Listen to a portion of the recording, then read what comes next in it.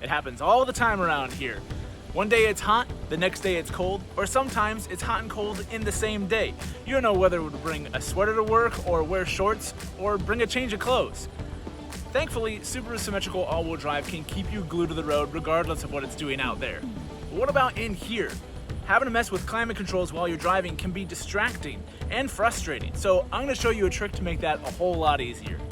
To illustrate this, I'm going to use this long touchscreen style. This is more common in newer Subarus, but any Subaru that has a climate control based system, aka you're setting a temperature as opposed to just hot air or cold air, this trick will work with all of these systems. So, from this white box down here, you can set where the air is going, you can tell it where the air is coming from, you can turn on and off the AC, change temperatures, turn on and off the sync feature so you can have separate temperatures in this one, but that's a lot to do while you're driving. So, to make things simple, go to auto, set a temperature that's comfortable, and the system will figure out how much fan speed, where the air needs to go, where the air needs to come from, if the AC needs to be running or not, in order to get our cabin to this temperature. I've set 72. It's 58 outside currently for this example, so it's giving me warmer air coming through the car to heat things up. However, later in the day, when it gets into the 70s, it may be too warm in here and it will apply cold air to get our cabin to this temperature. So these are your target temperatures for the car, and when it's in auto, the system will determine if it needs to increase or decrease fan speed, where the air is going and where it's coming from to get your cabin to that temperature. And that also means, at least on these touchscreen models, instead of having to fiddle with the touchscreen, now you can use the physical buttons on the left or right side to change the temperature.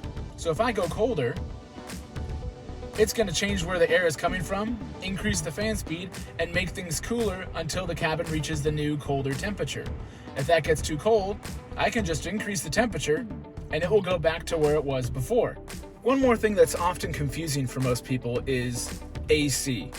We usually consider using AC to make air colder, but the climate control system is clever enough to utilize the AC in order to draw moisture out of air. So, if it's blowing hot air at you, but there's a lot of moisture in that air, instead of having it fog up your windows, it will run the hot air through the AC first to draw the moisture out, so that way you're still getting warm air in the car and it's not fogging up your windows.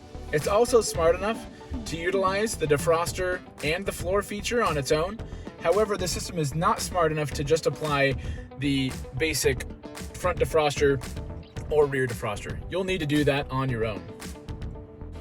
So that was easy, and that's what we're here to do at Baxter Subaru. Whether you're at our La Vista or Omaha location, we're here to help you out. So if you have more questions about your car, whether you just got it last week or you've had it for a little while, swing by and let us know.